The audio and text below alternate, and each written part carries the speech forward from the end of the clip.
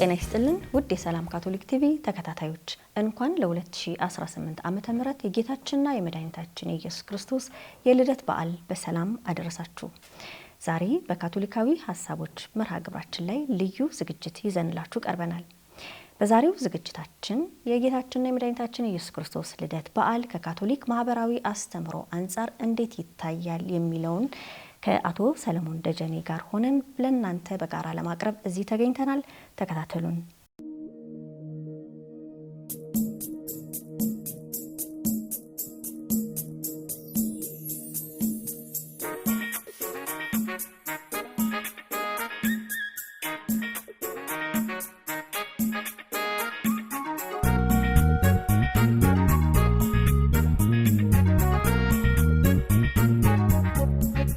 ሰላም አቶ ሰለሞን ደጀኔ እንኳን አደረሰ።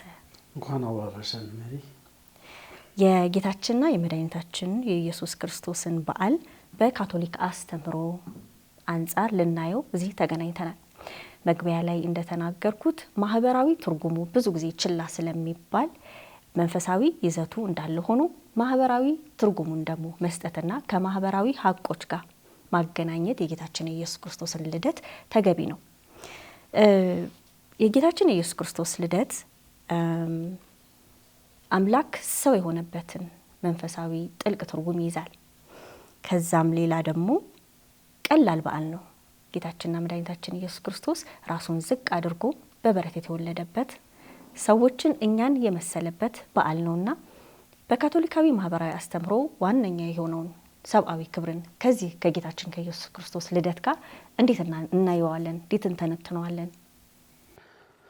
መልካም፣ በጣም ጥሩ ሀሳብ ነው ያነሳሽው። የቤተ ክርስቲያን ማህበራዊ አስተምሮ የሚጀምረው ልክ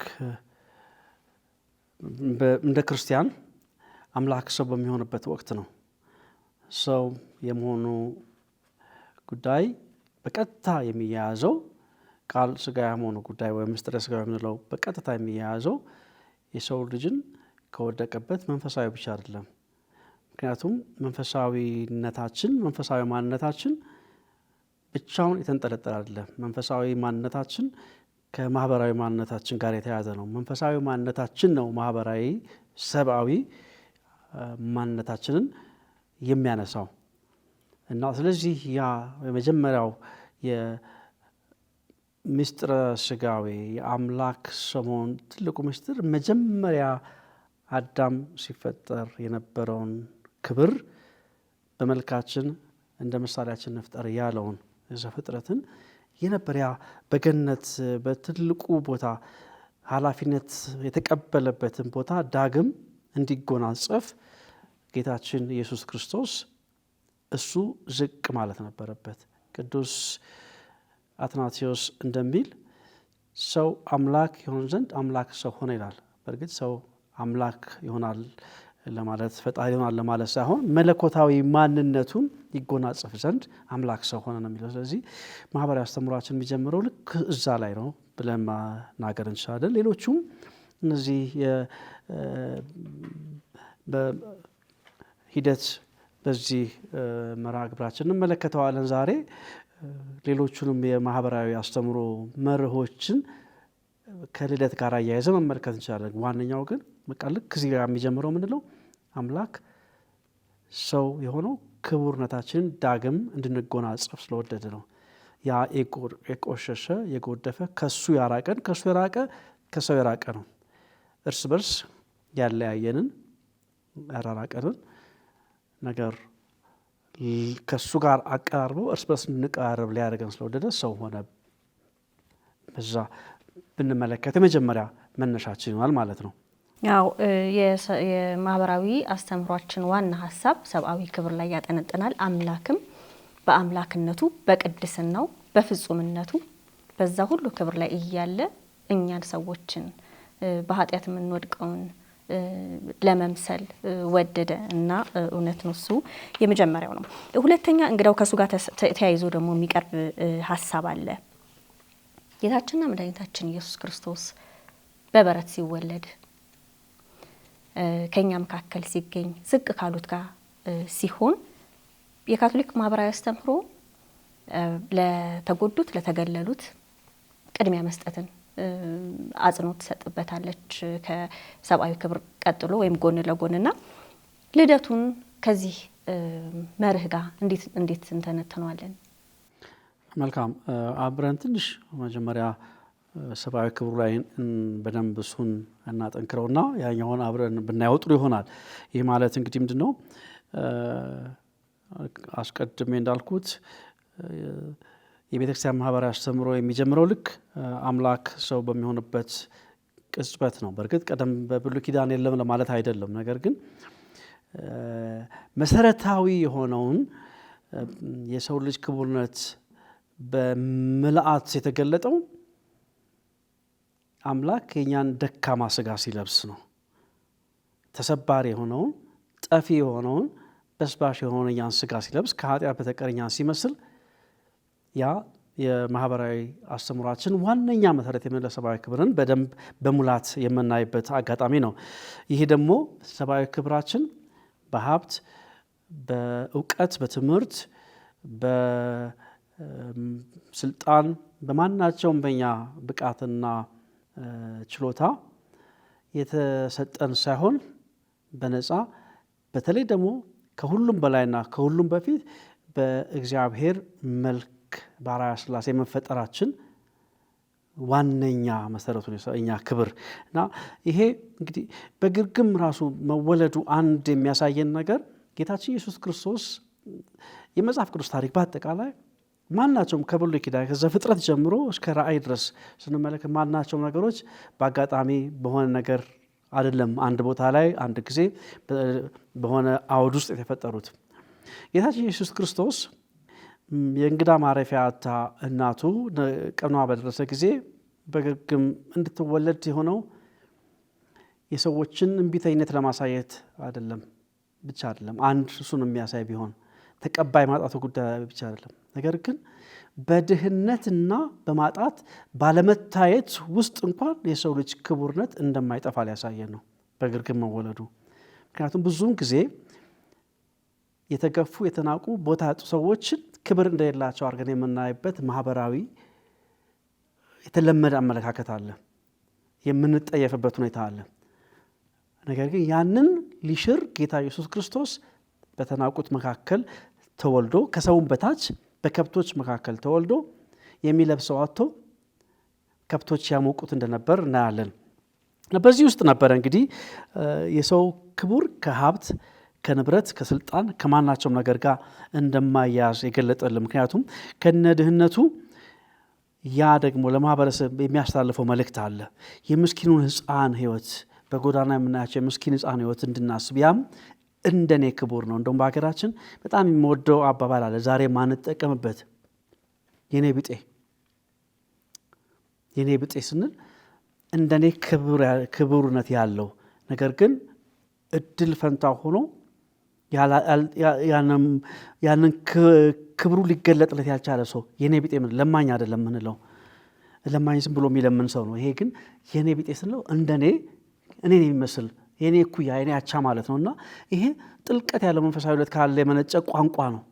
ቃላቶቻችን እኮ የኛን እሴቶች ይናገራሉና አሁን መተዋችን እሴታችንንም ያጣን ይመስለኛል። ስለዚህ ጌታ በበረት የመወለዱ ጉዳይ የኔ ቢጤዎች እንድናስብ ያሳስበናል።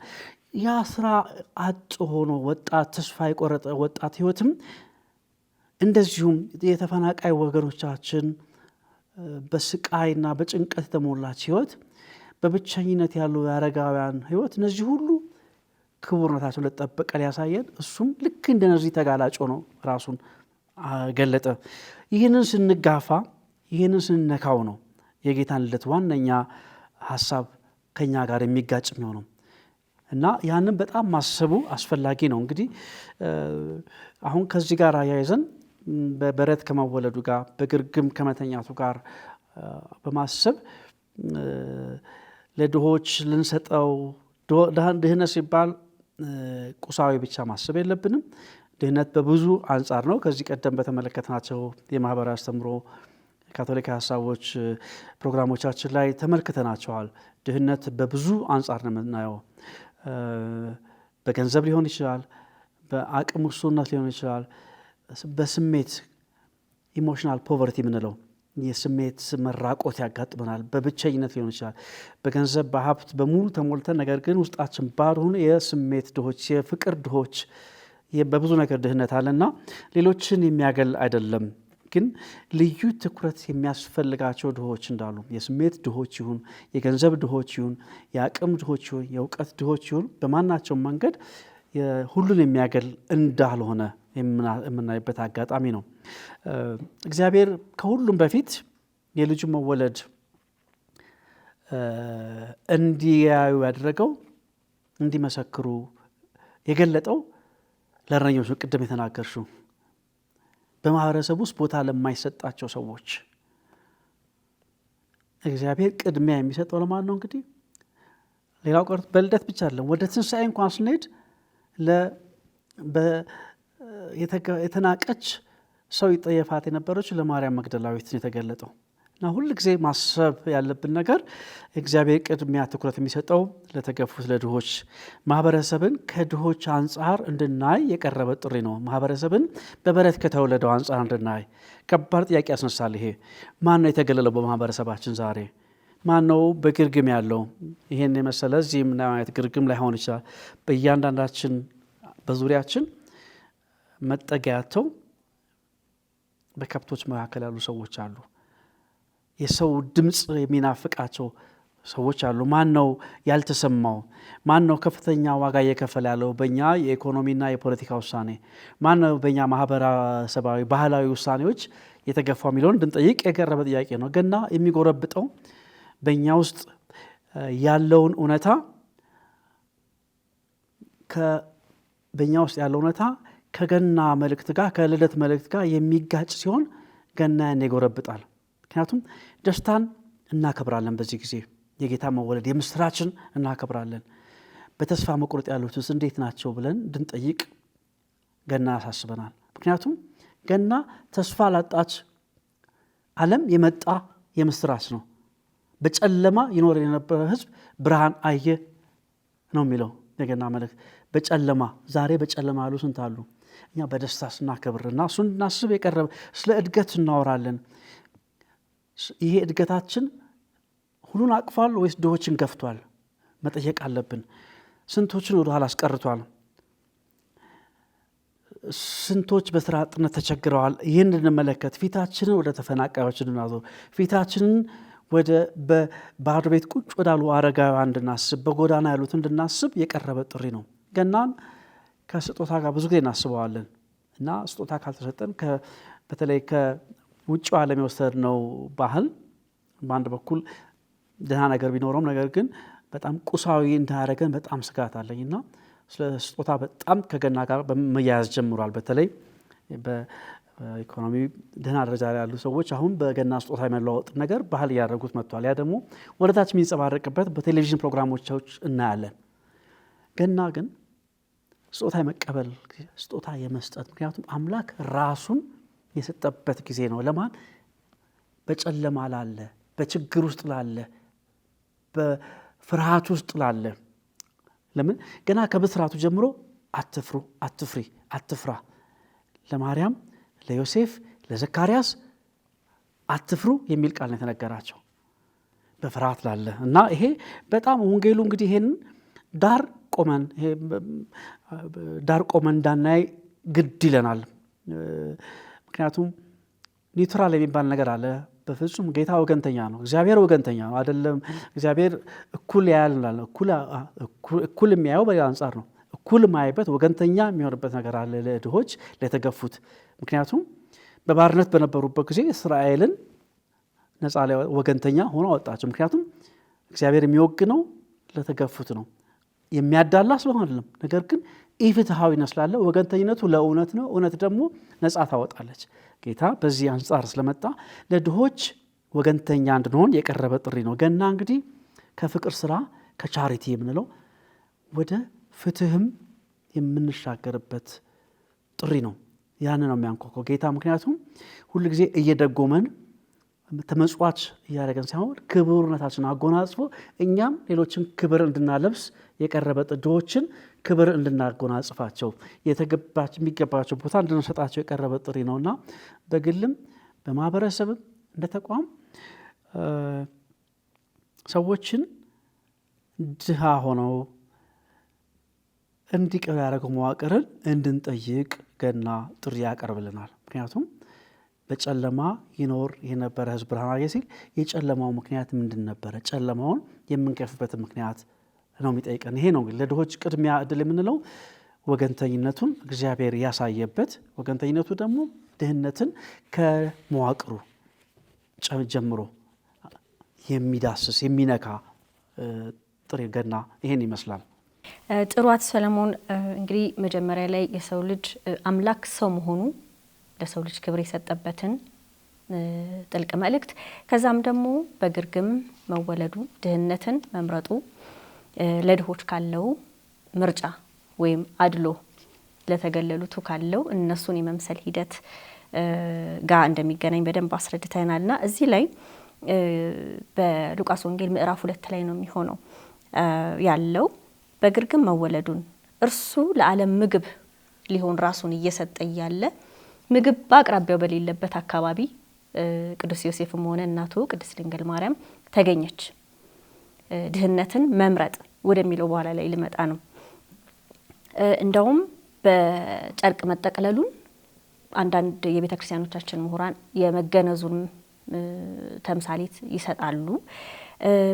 ከመገነዙ ባለፈም ደግሞ ጠፍሮ የያዘን ቂምን፣ ቅንዓትን፣ ሌሎችን ማግለልን፣ ክፋትን እሱን የሚፈታ አምላክ ሆኖ መገኘቱን ተምሳሌት ይሰጣል።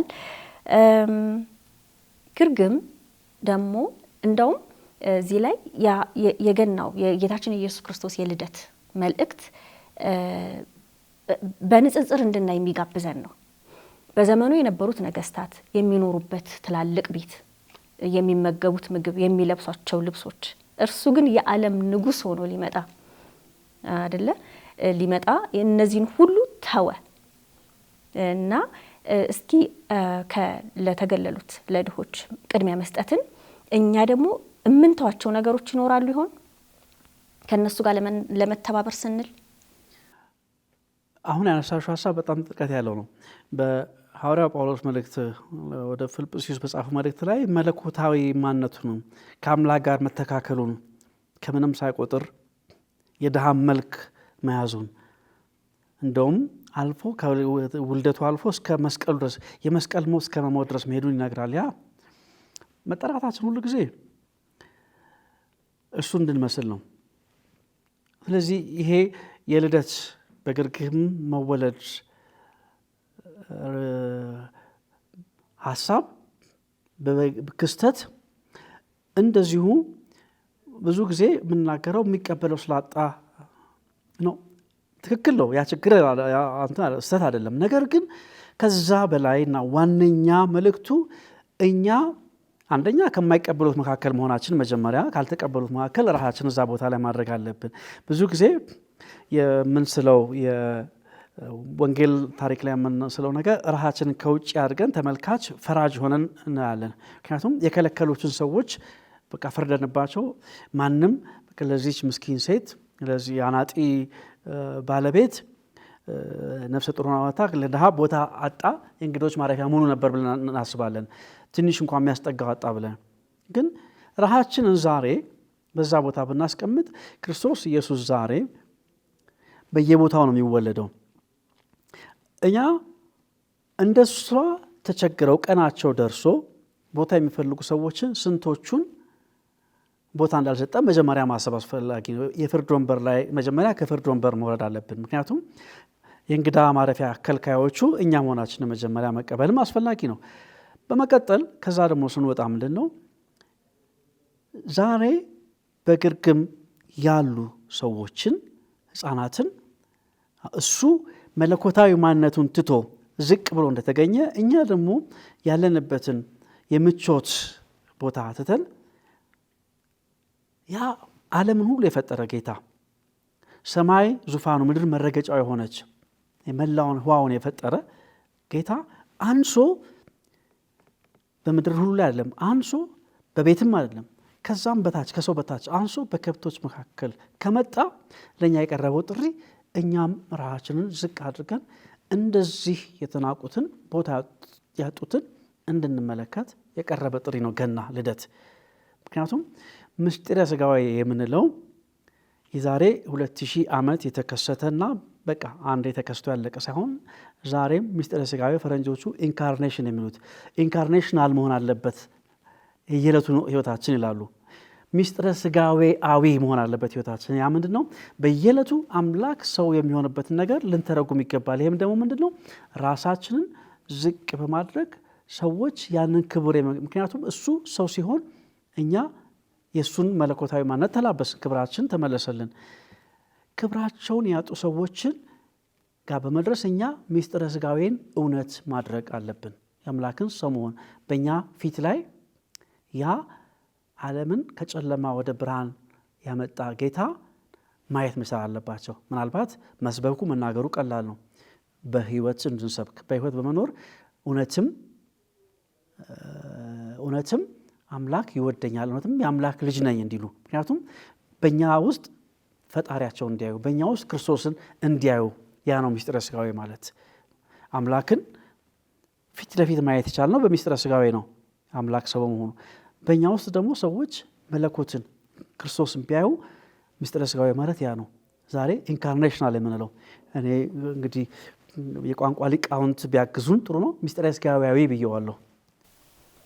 አዎ እዚሁ ላይ እንዳለን ወደ ቀጣዩም ሀሳብ ከመሄዳችን በፊት ለመሆኑ ማህበረሰባችን መቼም ማህበረሰባዊ እውነታን ከጌታችን ኢየሱስ ክርስቶስ ልደት ጋር ነው አብረን እየቃኘን ያለ ነውና ተመልካቾቻችን ጥሩ የሆነ ግንዛቤ እያገኙ እንደሆነ በየቤታቸው ተስፋ አደርጋለሁኝ። ገናን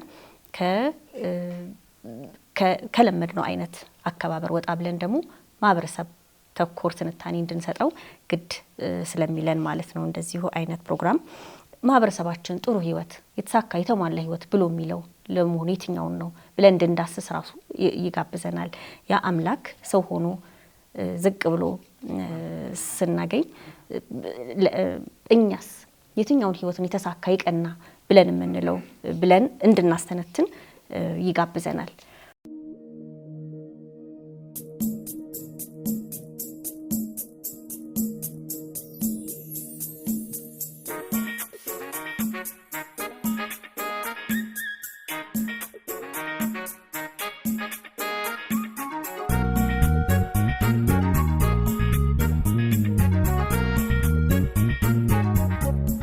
ወደ ሚቀጥለው የካቶሊክ ማህበራዊ አስተምህሮ ጽንሰ ሐሳብ ወይም ደግሞ መርህ እንሄዳለን። ከጌታችን ኢየሱስ ክርስቶስ ልደት ጋር አጣምረን መተንተን እንድንችል ይኸውም አብሮነት፣ ትብብር፣ ሶሊዳሪቲ ብለን የምንለው ነው። በካቶሊካዊ ሐሳቦች መርሃ ግብራችን ላይ ተመልካቾቻችን እንደሚያስታውሱት በረጅም ጊዜ ወስደን ተወያይተንበት ነበረ። አሁን ግን የጌታችን የኢየሱስ ክርስቶስ ልደት በዓል ትብብርን፣ አብሮነትን ገላጭ ሆኖ ደግሞ እናገኘዋለን እና በሃይማኖት፣ በማንነት ልበል፣ በፖለቲካ፣ በተለያዩ እይታዎች የተከፋፈለን አንድ ሊያደርግ ወደ ምድር መጣ። ሰው ሆኖ እኛን መሰለ። ይህንን እንዴት ነው የምንተነትነው? ከተገፉት ጋር ሲቆም፣ እንደውም ከኃይለኞች ጋር ሳይሆን ከተገፉት ጋር ሲቆም የተጎዳ ሆኖ ተጋላጭ ሆኖ ሲመጣ የትብብርን መንፈስ ከሌሎች ጋር አብሮነትን የማዳበር መንፈስም ነበረውና እንደው ቀድመንም አንስተናቸው ይሆናል ኦፕሽን ፎር ዘ ፑር በሚለው መርህ። ግን ይህንንስ እንዴት መተንተን ማየት እንችላለን? ጥሩ ሀሳብ ነው። ልደት እንደው የልደትን በዓል ስናስብ የአምላክን ሰው መሆን የጌታ ኢየሱስ ክርስቶስ መወለድ ስናስብ እንደውም አንድም በዋነኝነት ያው የሰውን ልጅ ክቡርነት የማጎናጸፉ መሰረታዊ ሀሳብ እንዳለ ሆኖ በቀጣይ የምናስበው እና በአእምሯችን የሚመጣው አምላክ ከኛ ጋር ያለውን ትስስር እዚያ ላይ ሆኖ በርቀት ሆኖ የሚቆጣጠረን ሳይሆን ከኛ እንዳንዱ ሆነበት።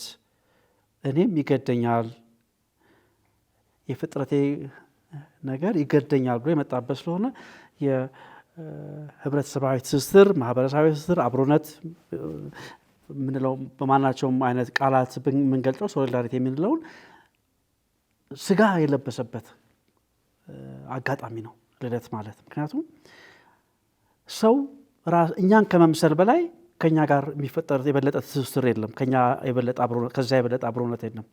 የህብረተሰባዊ ትስስር ወይም የሶሊዳሪቲ ፍጽምና የሚገለጥበት ይሄ ነው። ጥግ ድረስ የሚደርስበት የመጨረሻው ከፍታ ላይ የሚደርሰው አምላክ ለእኛ ካለው ፍቅር የተነሳ ራሱን ከኛ ጋር አስተሳሰረ። ከኃጢአት በተቀር በሁለንተና እኛም መስሎ መጣ። ቢያኮ አንዳንድ ጊዜ ካለ መንፈሳዊ ስሜት የተነሳ ህፃኑ ኢየሱስ ልክ ምንም ማያመው ማያለቅስ አድርገን በቃ ስዕሎቻችንም በጣም ምንም እንትን አድርገን ነው የምንስለው። ከኃጢአት በተቀር እሱ አልቅሷል፣ እንደኛ አደናቅፎታል። ህመም፣ ረሃብ፣ ሁሉ ነገር አጋጥሞታል። እናቱ ታጠባው ነበረ እና ይሄ መዘንጋት የሌለብን ከኃጢአት በተቀር በሁለንተናኛ መሰለ ማለት መራብም፣ መጠማትም፣ መጎሳቆልን ሁሉ ነገርን የቀመሰ የህፃን ልጅ እኮ ተሰባሪ ነበረ። ለዚህም እኮ ነው እንደውም በ12 ዓመቱ እናቱን ያስጨነቃት በጠፋ ጊዜ የሆነ ነገር ሆኖ ይሆናል ምን ሆኖ ይሆናል በሚል አንድ ቀን መንገድ ከሄዱ በኋላ 3 ቀን ነው የፈለጉት። እና ይሄ በጣም እንደው ነገሮችን በጣም እያመናፈስን የምንዘላቸው ጉዳዮች ያ ህፃን እንደማናቸውም ቤታችን እንዳሉ እንደኛ ወንድሞች፣ እህቶች፣ ልጆቻችን ያሉ ችግሮችን ሁሉ ያሳለፈ ህፃን መሆን ማሰብ አለብን ሁሉ ጊዜ። እና ይሄ የልደት በዓል የሚያሳየን እንግዲህ አምላክ በጣም ስለወደደና ስላፈቀረ ከኛ ጋር ያለበትን ትስስር የገለጠበት ፍጹሙ መገለጫው ልደት በዓል ነው። የጌታችን መወለድ ነው፣ ሰው መሆን ነው። ይሄ ደግሞ በራሱ ብቻ የሚቆም ሳይሆን አምላክ ሰው ሆኖ ራሱን ሲገልጥ እና ለእኛ ግድ እንዳለው ከኛ ጋር መተሳሰር ሲፈልግ ያም ማለት ነው አንዳችን ለአንዳችን ግድ ሊለን እንደሚገባና በመካከላችን ያለውን ትስስር የአደራ መልእክት ነው። እያንዳንዷ የመጽሐፍ ቅዱስ ላይ የምናያት ክስተት በራሷ ዝም ብላ ቆማ የምትቀር አይደለችም። ለራሷ አድንቀን ብለን የምናቆመው ታሪክ አይደለም። ካልን በኋላ እኔም እንደዚያ እንደሆን ተጠርቻለሁ ነው። ክርስቶስን መምሰል ጥሪ ስለሆነ እሱ ዙፋኑን፣ መለኮታዊ ማንነቱን፣ ዓለምን የፈጠረ የሁሉ ጌታ የሁሉ ፈጣሪ ሆኖ ሳለ እኔም መምሰሉ ከኔ ጋር ያለውን ትስስር መግለጡ እኔ ደግሞ በዚህች ውሱነቴ፣ በዚህች ውሱን አቅሜ፣ በዚህች ውሱን ሀብቴ፣ በዚህች ውሱን እውቀቴ ከሌላው ጋር እንዴት ነው መተሳሰር ያለብኝ ብዬ እንዳስብ ጥሪ ነው ልደት።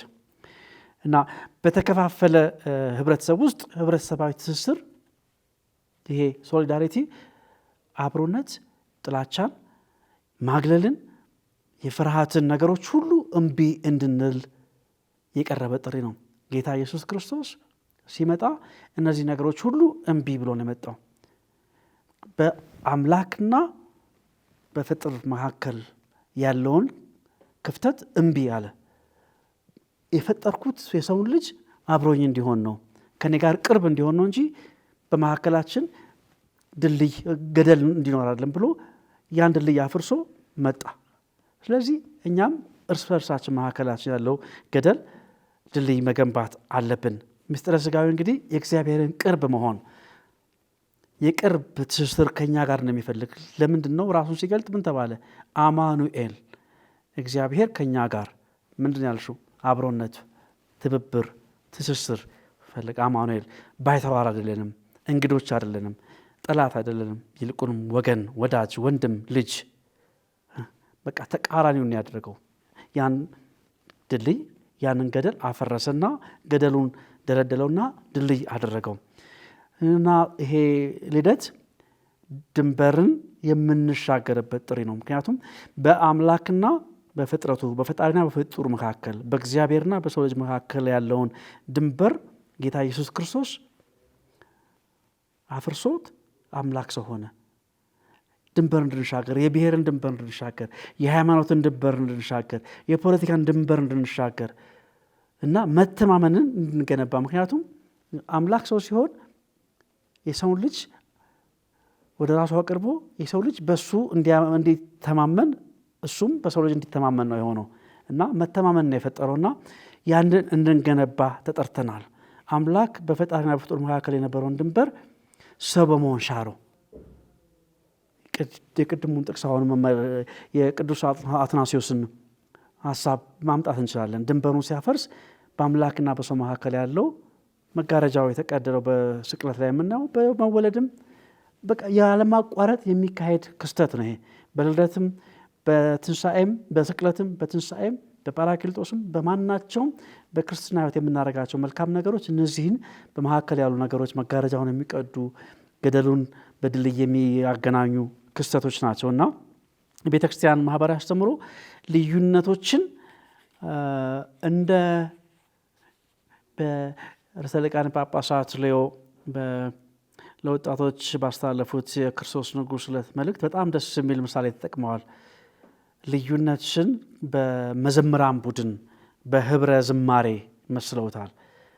ልዩነቱ በጣም ውብ ለሆነ የመዘምራን ቡድን ህብረ ዝማሬ እንደ ሁባሬ እንደ ህብር ገልጸውታልና ያንን የቤተክርስቲያን ማህበራዊ አስተምሮ ልዩነትን በዚህ መልክ ነው የሚያስተምረን እንጂ ወደ አንድ አይነትነት እንድንመጣ አይደለም የሚጠራን። አንድ አይነትነት አይደለም የሚያስፈልገው።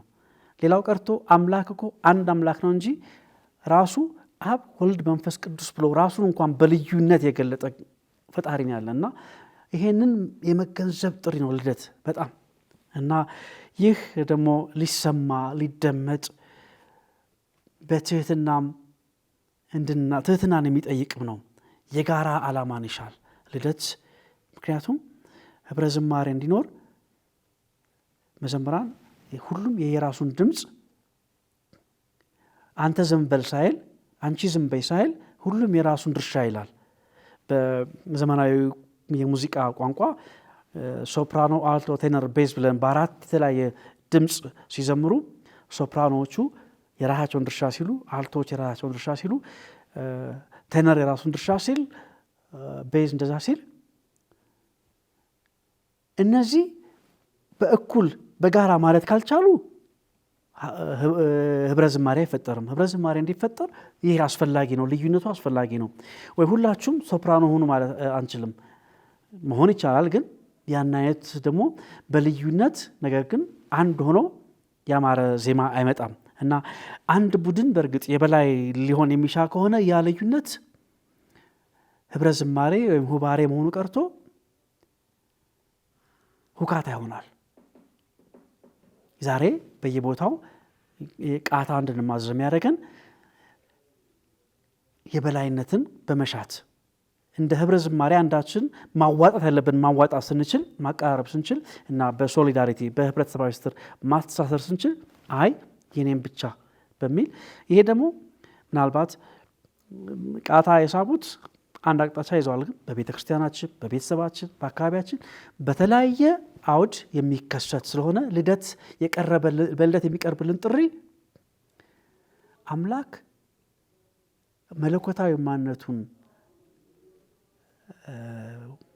ምንድነው የሚባለው ኮምፕሮማይዝ አድርጎ ልንበለው ዋጋ ከፍሎ ሰው ሆነ፣ ዝቅ አለ።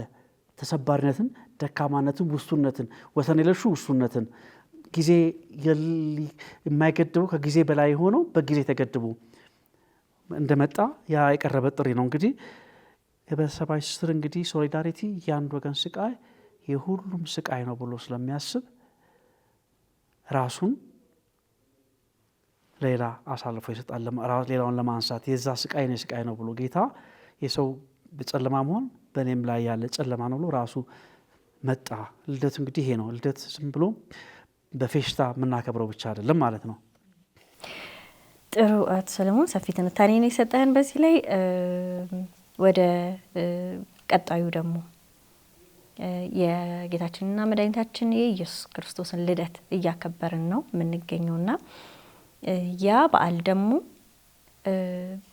ከስደቱ የጌታችን ኢየሱስ ክርስቶስ በበረት ለመወለድ ከእናቱ ከድንግል ማርያምና እንዲሁም ደግሞ ከቅዱስ ዮሴፍ ጋር ሲሰደዱ ሲንገላቱም ሆነ እዛ የነበረው በወቅቱ የነበረው ተቋም ልበል ወይም አስተዳደራዊ ሁኔታ ምቹ አልነበረም። እንደውም ያሳድደው ነበረ። ክርስቶስን አግኝቶ ለመግደል ሲባል እንደውም ሄሮድስ ወታደሮቹን አሰማርቶ ሕፃናት እንዲገደሉ አዘዘ። በቤተ ክርስቲያናችን ሆሊ ኢኖሰንትስ ተብለው ይጠራሉ። እነዚህ በብዙ ቁጥር የተገደሉ ሕፃናት እንደውም መስዋዕት ሆነው ታስባቸዋለች። በታህሳስ 19 በኢትዮጵያውያን አቆጣጠር ይታሰባሉ። እነዚህ ሕፃናት በሄሮድስ ትእዛዝ የተገደሉ ሕፃናት ናቸው። ተቋማዊ ሁኔታው ምቹ አልነበረም፣ ገፊ ነበረ፣ ፍትሐዊ አልነበረም። እንደው አሁን ለምንገኝበት ሰፊ አውድ በዛ ጊዜ የነበረው የጌታችን የኢየሱስ ክርስቶስ መገፋት እንደው ለስደት የዳረገውም በበረት በድህነት እንዲወለድ የዳረገውም ተቋማዊ ሁኔታ አሁን ከምንገኝበት በቤተ ክርስቲያናችንም ሆነ በአገራችንም ሆነ በዓለማችን ከምናያቸው ተቋማዊ ሁኔታዎች ጋር እንዴት ይመሳሰላል? በሁለት ሀሳቦችን እዚህ ላይ ማንሳት ጥሩ ይሆናል። ዓለማችን በማናቸውም ጊዜ ያው እንከኗ ነው ያለችው። ተቋማዊም፣ ግለሰባዊ፣ ቤተሰባዊ፣ አካባቢያዊ ብዙ በተለያየ ደረጃ ከሰላም እጦት ጋርና ከጋራ ጥቅም ጋር ነገሮችን ማንሳት እንችላለን። በቅድሚያ ሰላምን በተመለከተ ብናነሳ ሰላም የጦርነት አለመኖር ሳይሆን የፍትህ ፍሬ ነው ሰላም እና ዛሬ በጣም ማተኮር ያለብን ጉዳይ ነው። ቀደም ሲልም ባለፉት አሁን ቀደም ባነሳናቸው ሀሳቦችም የልደት ጥሪ የፍትህም ጥሪ እንደሆነ ልደት ለድሆች ወገንተኛ የመሆን ጥያቄ አካባቢያችንን፣ ማህበረሰብን፣ ግለሰብን፣ ድሃ አገራትንም ጭምር ድሃ ሆነው እንዲቆዩ ያደረገውን መዋቅራዊ ሕጸጽ መዋቅራዊ እንከን መፈተሽ እንዳለብን መለወጥ እንዳለብን የሚቀርብ ጥሪ ነው። ምክንያቱም ጌታችን ኢየሱስ ክርስቶስ የተወለደው ሕዝብ የሰው ልጅ በመዋቅራዊ በተለያየ መንገድ ማህበረሰባዊ ችግር ውስጥ በነበረበት ወቅት ነው እና ያንን ተቋማዊ የሆኑ ነገሮችን ለመለወጥ እኛን የእሱን ማንነት እንድንላበስ እሱ እኛን ሆኖ መምጣቱን ተመልክተናል እና ይሄ የሰላም ጥሪም ጭምር የቤተክርስቲያን ማህበራዊ አስተምህሮ እንግዲህ መብቶች ሲነጠቁ፣ ሀብት ኢፍትሐዊ በሆነ መንገድ ሲከፋፈል፣ የሀብት ስብጥር ኢፍትሐዊ ሲሆን፣ ተቋማት የጥቂቶች ብቻ አገልጋይ በሚሆኑበት ጊዜ ሰላም አደጋ ላይ ትወድቃለች። ይሄ ከትንሹ ብንጀምር በቤታችን ውስጥ የሚጀምር ነው። ቤታችን ውስጥ አንዳንድ ጊዜ በልጆች መካከል በምናደርጋቸው ልዩነቶች በምንገዛላቸው መጫወቻ ከህፃነታቸውና ልብስ በትምህርት እንኳን በማበረታታ ደረጃ እንትና አትመለከች፣ እሷ እንዴ ጎበዝ ነች፣ እሷ እንዲህ ነች፣ እሱ እንዲህ ነው በምንለው ነገር እንኳን ኢፍትሐዊ ነገሮችን እናደርጋለን። እንደውም ጌታ ተጋላጭ የሆኑትን ተጎጂ የሆኑትን ያበቃል፣ እንዲጎናጸፉ ያደርጋል መልካም ነገር እንጂ እነዛን አትመለከቱም ያለ በማነጻጸር አይደለም የሚያደርገው። ስለዚህ እንደውም ደካማ የሆኑትን ልጆቻችን ቤታችን ውስጥ የምንጀምረው በቤት እንድንጀምር በማለት ነው። ምክንያቱም በቤታችን ካልጀመርን ትላልቁን መንግስትን መተቸት በጣም ቀላል ነው። ቤታችን ውስጥ እንዴት ነን? ምናልባት ዓለም አቀፍ ተቋማት መተቸት ቀላል ነው በጣም። ቤታችንስ እንዴት ነው የሚለውን ነገር በጣም መጠየቅ ያለብን መጀመሪያ። ምክንያቱም በቤታችን ያልጀመርነው ፍትሐዊነት፣ በቤታችን ያልጀመርነው ሰላም ወደ ሌላ ልንሰጠው አንችልም። ምክንያቱም በልብ ሞልቶ የሚፈስ ስለሆነ እና ይሄ እንግዲህ ከጋራ ጥቅም ጋር በማያያዝ መናገሩ ጥሩ ይሆናል። ምክንያቱም ሰላም የጋራ ጥቅም ኮመን ጉድ የምንለው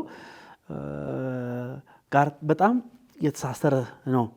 ምክንያቱም ለሰላም ቅድም ያለው ተቋማዊ ጥሩ ማዕቀፎች አመቺ ሆኑ የሚያበቁ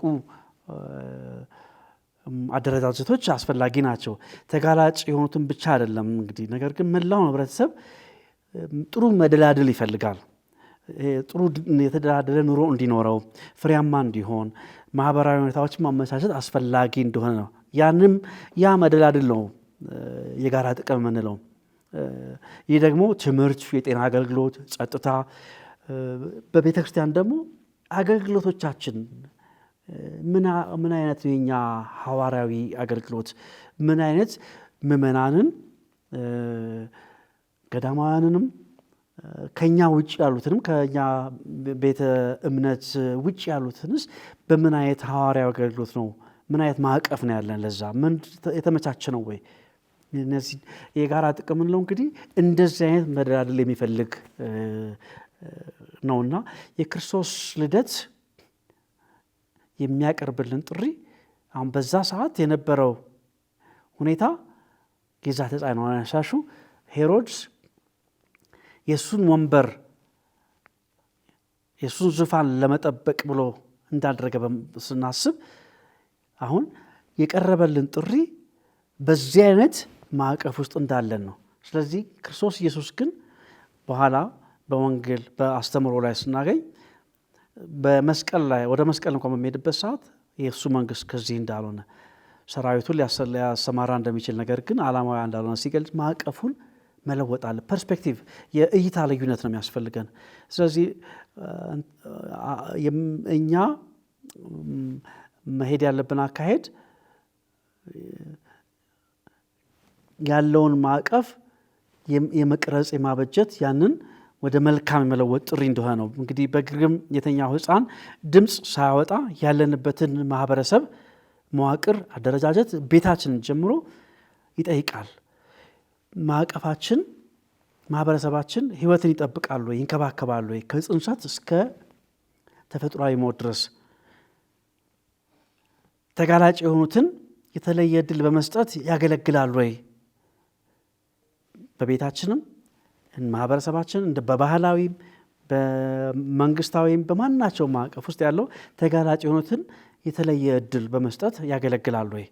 ክቡርነትን የሰው ልጅ ክቡርነት ከፍ ከፍ ያደርጋ ያጎለብታሉ ወይ የሚለውን ጥያቄ ገና የጌታችን ልደት ይጠይቀናል። ምክንያቱም በበረት እንዲወለድ ምክንያት የሆነው ያ ዕድል ስላልነበረ ነው።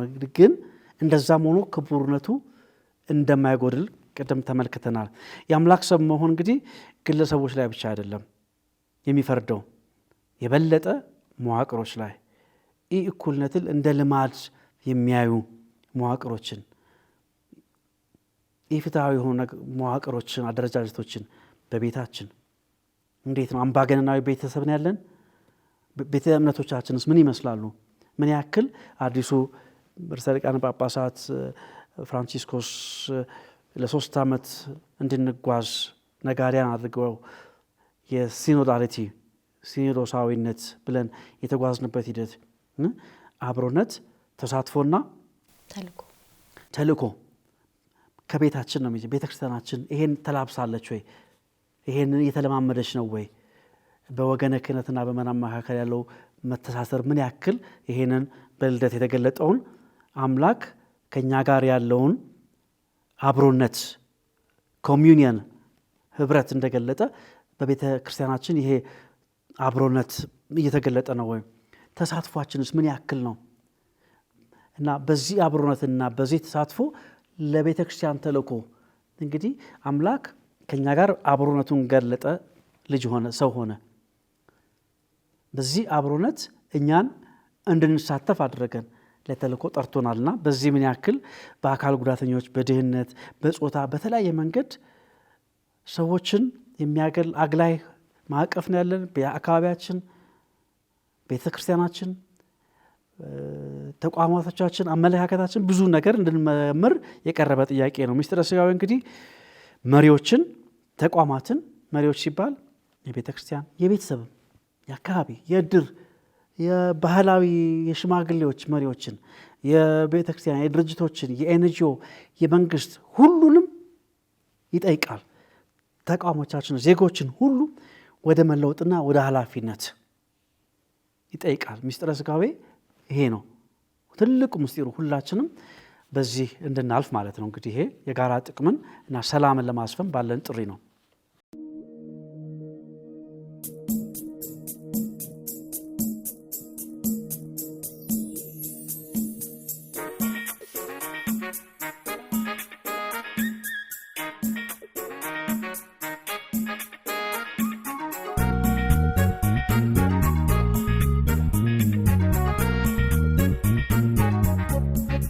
አሁን ወደ ማጠቃለያችን እየደረስን ነውና የጌታችን የኢየሱስ ክርስቶስ ልደት ከተባሉትም አበይት ነጥቦች በተጨማሪ ደግሞ ማህበረሰብን ማሳተፍን ተሳትፎና ይሄ ኮሚኒቲ ኢን ፓርቲሲፔሽን ተብሎ በዚህ በማህበራዊ አስተምሮ የተገለጸውን ያካትታል። ከረኞች ጋር በጣም መስተጋብር ነበረው። ከማህበረሰብ አካላት ጋር ይኖረዋል። ጌታችን ኢየሱስ ክርስቶስ በሕፃንነቱ እንደተባለው እርሱን ሊጎበኙ የመጡ ደግሞ ከምስራቅ የመጡ ደግሞ አሉ። ስጦታን ያቀረቡለት ከነሱ ጋር መተባበርን፣ አብሮ መኖርን፣ ቤተሰባዊነትን፣ ቅዱስ ቤተሰብን ከጅምሩ ዛን የምናየው። ሌላው ደግሞ ቅዱስ ቤተሰብን ከእሱ ነው የምናየው። የህፃኑ ኢየሱስ እናቱ ድንግል ማርያምና ቅዱስ ዮሴፍም እንዲሁ የቅዱስ ቤተሰብ ምሳሌዎቻችን ናቸው። ይህ በእንዲህ እንዳለ እንግዲህ የጌታችን የኢየሱስ ክርስቶስን ልደት ስናከብር እነዚህ ለተባሉት ሁሉ መርሆች ልናደርግ የሚገባቸው ነገሮች ይኖራሉ። ምናልባት ብዙ ነገር ተወያይተናል፣ ብዙ ሀሳቦች ተንሸራሽረዋል። አንዳንዶቹ አዳዲስ ሀሳቦች ናቸው፣ ሌሎቹ ደግሞ ለተመልካቾቻችን ቀድሞ የሚያውቋቸው ነገር ግን ሀሳብን የሚጭሩ አስተንትኖን የሚጭሩ እንዲሆኑ ነው ምኞታችን። ስለዚህ እኔ አንድ ሰው ነኝና ምን ላደርግ እችላለሁ? አሁን የገና በዓልን ሳከብር እነዚህ መርሆች በተለይ የካቶሊክ ማህበራዊ አስተምህሮ ከገና በዓል ጋር አቀናሽቶ የሰጠንን ትሩፋት እንዴት ማድረግ እችላለሁ፣ እንዴት መተግበር እችላለሁ ለሚለው መሪ ሀሳቦች ሊሆኑ የሚችሉ መልእክቶች አቶ ሰለሞን ለተመልካቾቻችን ብታስተላልፍልን እንደ ማጠቃለያ እንወስደዋለን። ጥሩ። ትንሽ መግቢያ ላድርግለትና ለሁላችንም የቤት ስራ እንድንወስድ አደርጋለሁ። ክርስቶስ እንግዲህ ልደት በዓል እንደ እኛ ልደት የአንዳንዳችን ልደት ስናከብር ምናልባት የዛሬ እናክል ዓመት ተወለድኩኝ ምናምን ብለን በዛ መልክ ሳይሆን ክርስቶስ ዛሬም ድሆችን በምንቀበልበት ሌሎችን በምናገለግልበት ቦታ ሁሉ እንደሚወለድ ማሰብ አስፈላጊ ነው። በአገልግሎታችን ውስጥ ሁሉ ዛሬም ይወለዳል። ፍትህ በምናሰፍንበት ቦታ ሁሉ ይወለዳል ክርስቶስ። ሰላምን በምናደርግበት ቦታ ሁሉ ዛሬም ይወለዳል። እንደውም የሰላም መልእክት በተመለከተ በሰማይ ለእግዚአብሔር ምስጋና በምድርም በጎ ፈቃድ ላላቸው ሁሉ ሰላም ይሁን ብለን እረኞች በመጡ ጊዜ ያንን ዜማ ያንን ትልቅ ዜማ እንደሚዜም በወንጌል እንደምናገኘው ያ በምድር በጎ ፈቃድ ላላቸው ሁሉ ሰላም የሰላም ንጉስ ነው የተወለደው በዛ በበረት ውስጥና ዛሬም በዚያ ሰላም በምናጸናበት ቦታ ሁሉ ሰላምን በምንፈጥርበት ቦታ እርቀ ሰላምን በምናወርድበት ቦታ ሁሉ እንደሚወለድ ማሰብ አስፈላጊ ነው። ህብረተሰባዊ ትስስር በሚገለጥበት ቦታ ሁሉ በአብሮነት ውስጥ ሁሉ ይወለዳል። በዚያም መከፋፈልን በህብረት ይለውጣል። ገና እውን የሚሆነው በበረት በግርግም የተኛውን ሕፃን ወደ ልባችን፣ ወደ ተቋሞቻችን፣ ወደ ማህበረሰባችን፣ ወደ ባህላችን፣ ወደ ኢኮኖሚያችን፣ ወደ ፖለቲካችን ባስገባ ነው ጊዜ ነው ገና እውን የሚሆነው። ያን ጊዜ ገና የጌታችን መወለድ እውን ይሆናል። ገናን በግርግም የተወለደውን በበረት የተወለደውን በግርግም የተኛውን ሕፃን በልባችን፣ በማህበረሰባችን፣ በተቋሞቻችን፣ በፖለቲካችን ፖለቲካ ውስጥም ጭምር በኢኮኖሚያችን ካስገባ ነው ገና እውን ይሆናል። ያን እንዲሆን በፈቀድን ጊዜ ገና ታኅሳስ 29 ብቻ አይደለም፣ ገና ዓመቱን ሙሉ ይሆናል። ምክንያቱም ገና የክርስቶስ መወለድ የአምላክ ሰው መሆን መለኮት ሰው የመሆኑ ሰው መለኮትን የማድረግ መለኮታዊ ክብርን የማጎናጸፍ ሂደት ክስተት ስለሆነ 365 ቀን ዓመቱን ሙሉ ገና ይሆን ዘንድ እነዚህ ነገሮች ማድረግ ይጠበቅብናል። እንግዲህ ለአድማጭ ተመልካቾቻችን ትንሽ እንደው ቆም እንድንል የምፈልገው የቤት ስራ አለ። አንድ ጊዜ ቆም ብለን ረጋ ብለን እንድናስብ ፈልጋለሁኝ። ቤታችን ወደ ክፍላችን እና በአይነ ህሊናችን ወደ ክፍላችን መኝታ ክፍላችን ንግባ። ቁም ሳጥናችንን እንየው። ቁም ሳጥናችን ውስጥ ያሉትን አልባሳት እንየው። ልብሶቻችንን፣ ጫማዎቻችንን በተቀመጡበት ቦታ እናስባቸው። አንድ ጊዜ እነሱን በአይነ ህሊናችን አውጥተን በማዳበሪያ አድርገን ውጭ እናስቀምጣቸው። ወደ ሳሎናችን ንግባ። አሁንም እዛ ያሉትን እቃዎች በሙሉ ያ ትልቁን ቴሌቪዥን ባለስንት ኢንች እንደሆነ በጣም ብዙ ይሄንን ፕሮግራም የምናይበት ቴሌቪዥን አንዴ እናውጣው። እሱንም ሌሎችም እቃዎቻችን በሙሉ ደጅ እናርጋቸው በአይነ ህሊናችን። ወጥ ቤት ኪችን ገብተንም እንደዚሁ እዛ ያሉትን ስቶቭን፣ ምድጃውን፣ እቃውን ሙሉ ነገር አስቤዛውን እናውጣው። ገበታ ቤት ያሉትን ሙሉ ቀስ በቀስ በአይነ ህሊናችን እናውጣቸው። አሁን ባር ቤቱን በምናባችን እንሳለው። ቤቱም የኛ አይደለም። አሁን ቤት የሌላቸውን እናስብ። በዚህ ሰዓት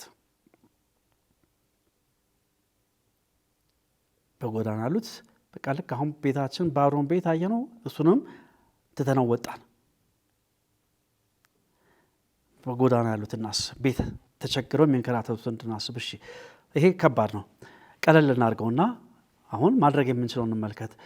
ቁም ሳጥናችን ውስጥ ካሉ ልብሶች የበዓላት ልብሶቻችንን ሲቀር ያለበስናቸው 3 ወር፣ 4 ወር፣ 5 ወር፣ 1 ዓመት ያለበስናቸው ልብሶች እናስብ። በአይነ ህሊናችን እናስብ። አሁን እነዚህን አልባሳት 3 ወር፣ 4 ወር፣ 5 ወር፣ 6 ወር ካለበስናቸው አያስፈልጉንም ማለት ነው። ከሚያስፈልገን በላይ አከማችተናል፣ አስቀምጠናል ማለት ነው። ያ ሁሉ ነገር በእጁ ያለ ጌታ ባዶ እጁን ራቁቱን በቤት አይደለም በበረት እንደተወለደ ዛሬ ስናስብ እኛ ምን ያክል እንዳግበሰበስን እንድናስብ ያስፈልጋልና ያቺን ያከማቸናትን ዓመት ያለበስነው ልብስ በእርግጥ ካለ የኛ አይደለም ማለት ነው። እንዲሁ አከማችተናል። እነሱን ወደ ጎን ብናስቀምጣቸው አሁን ይሄንን በሐሳባችን መዝግበን ያዝና ከዚህ ፕሮግራም በኋላ ሄደን ቁም ሳጥናችን እንድናይ ነው ጥያቄ ማቀርበው። በሳሎን ቢፌያችን ውስጥ የት እንዳስቀመጥነው ቢፌያችን እናውቃለን። ያልተጠቀምንባቸው ለድግስ ምናልባት የምንጠቀምባቸውን ትተን እንግዳ ስንጋብዝ የምንጠቀምባቸውን ትተን በፍጹም ያልተጠቀምንባቸውን የቤት ዕቃዎች እናስብ። አንድ ትሪ ላይ ተሻምተው ሳህን ስለሌላቸው የሚበሉ ቤተሰቦችን እያሰብን እነዚህ ሳህኖች እንደማያስፈልጉን በማሰብ እነሱንም ብናስቀምጣቸው ጥሩ ይሆናል። ቅድም በልብስ የተቀስኩት በጫማም ይሆናል።